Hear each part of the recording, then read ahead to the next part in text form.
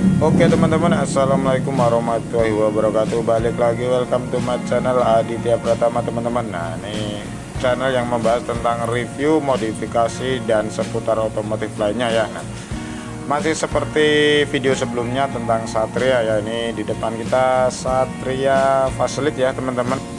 Jadi kali ini saya akan membagikan tips atau cara-cara bagaimana membeli motor second, khususnya motor Suzuki ya teman-teman. Nah, apalagi untuk Satria seperti ini. Nah, karena sudah tidak rahasia lagi kalau part-part motor Suzuki kan terkenal mahal gitu.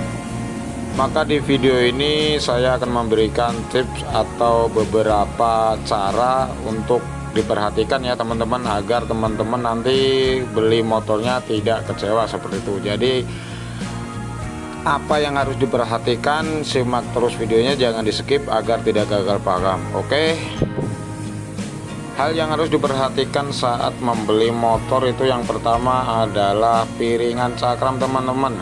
Ini kita membahas yang enteng-enteng dulu ya, ibarat kata itu kalau beli masih terjangkau lah. Itu pertama piringan cakram teman-teman seperti ini ya. Nah, jika dia rata teman-teman, nah, dia rata seperti ini ya, jadi dia itu bisa dikategorikan masih bagus teman-teman. Jadi nggak kehabisan kampas rem biasanya, soalnya kalau kehabisan kampas rem teman-teman, dia itu akan apa ya, kayak itu ya, di tengahnya kayak kemakan gitu loh, jadi nggak rata piringannya, mengakibatkan dia akan sepeleng atau tidak senter teman-teman. Jadi kemakannya itu bisa sebelah atau beberapa senti, itu ada yang nggak kemakan sama kampas remnya teman-teman. Nah, itu berlaku pun sama dengan yang belakang teman-teman. Jadi seperti itu ya. Hal pertama itu adalah piringan cakram, karena harganya agak terjangkau. Walaupun terjangkau, tapi kita harus memperhatikan hal-hal kecil seperti ini ya teman-teman. Nah, itu salah satu tips nomor yang pertama, maksudnya untuk membeli motor second. Nah, selanjutnya perhatikan bottom asnya teman-teman. Nah, yang utama itu as shocknya ya, as shock depannya seperti ini. Usahakan dia mulus teman-teman, atau tidak bocor ya, bersih dari oli. Karena walaupun ini hal sepele teman-teman, tapi kalau beli orinya itu cukup mahal teman-teman. Kalau nggak salah itu sekitar 300-400an lah untuk as shocknya ya teman-teman. Itu kalau yang ori teman-teman ya. Tapi kalau yang KW atau nggak ori itu kemungkinan murah, tapi nggak bakal tahan lama teman-teman ya. Jadi usahakan asoknya dia itu nggak lecet teman-teman ya, masih mulus seperti ini atau nggak kena oli.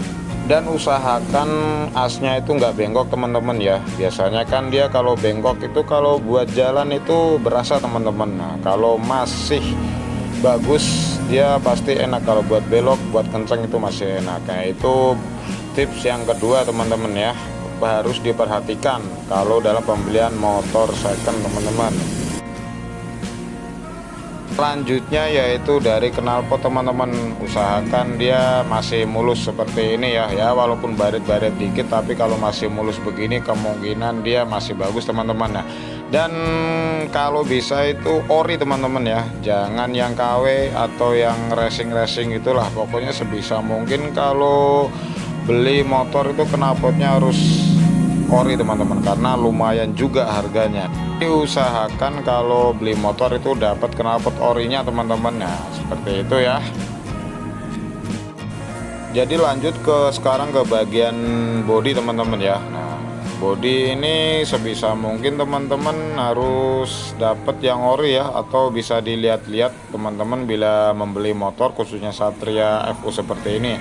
Karena kebanyakan sekarang kan motor itu repaint. Nah, sedangkan repaint itu kita nggak tahu kalau bodinya itu ori apa enggaknya teman-teman. Nah, seperti itu ya. Karena lumayan mahal juga sih buat bodi motor Satria, atau spare partnya lah ya, seperti itu ya. Jadi usahakan itu kalau dapat bodi itu yang ori teman-teman, full seperti ini. Nah, ini kan ori ya, lecet-lecet dikit nggak masalah lah ya.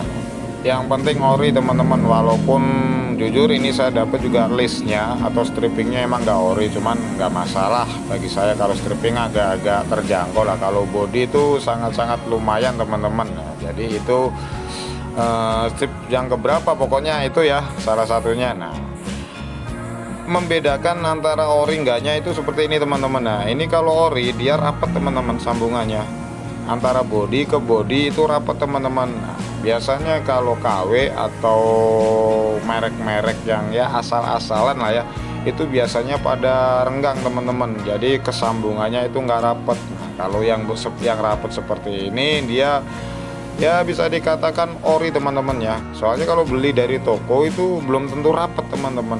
Jadi itu yang membedakan antara ori dan body KW teman-teman ya. Dan usahakan catnya masih ori, jangan repaint seperti itu, karena kalau kita beli lumayan mahal, kalau nggak dapat ori kan rugi teman-teman. Nah, cara selanjutnya itu bagian mesin teman-teman ya, usahakan mesin kering, nggak belepotan oli seperti ini ya. Ini kan bersih seperti itu ya, terus nggak ada packing yang bocor teman-teman. Nah, biasanya kalau nggak ada packing yang bocor dan bersih itu biasanya masih segel pabrik teman-teman ya. Jadi nggak ada kebocoran oli, terus nggak ada ini ya, nggak ada apa namanya rembesan lah intinya. Nah, itu buat mesin ya. Dan usahakan, nah buat yang lihat oli itu kan, nah yang lihat oli ini usahakan ada setengah dari kacanya itu teman-teman, olinya ya kelihatan seperti itu. Nah, usahakan seperti itu, jadi nggak ada rembes-rembesan, terus bersih lah intinya, nggak ada bekas-bekas oli teman-teman. Nah, seperti ini itu kemungkinan masih segel teman-teman ya.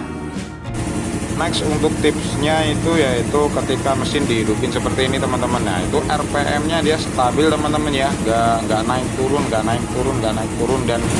itu di ini. Nah, pas digas seperti ini dia langsung turun teman-teman ya, pas naik gas langsung turun.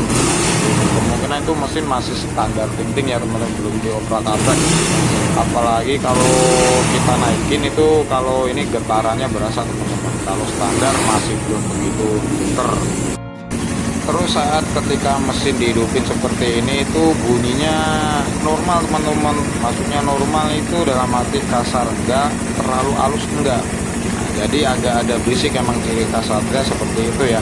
Nah, biasanya kalau terlalu halus itu malah mencurigakan teman-teman, bisa-bisa nanti olinya dikasih agak kental, bisa juga teman-teman, karena buat memperhalus mesin. Nah, itu jadi yang sedang-sedang aja suaranya ya, nggak terlalu berisik, nggak terlalu halus, karena emang ciri khas Satria kan agak kasar suaranya, nggak bisa halus seperti motor Honda, apalagi kayak Supra gitu, nggak bisa teman-teman.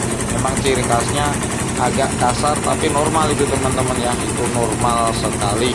Cara mengetahui mesin masih sehat atau sudah pernah dibongkar teman-teman ya.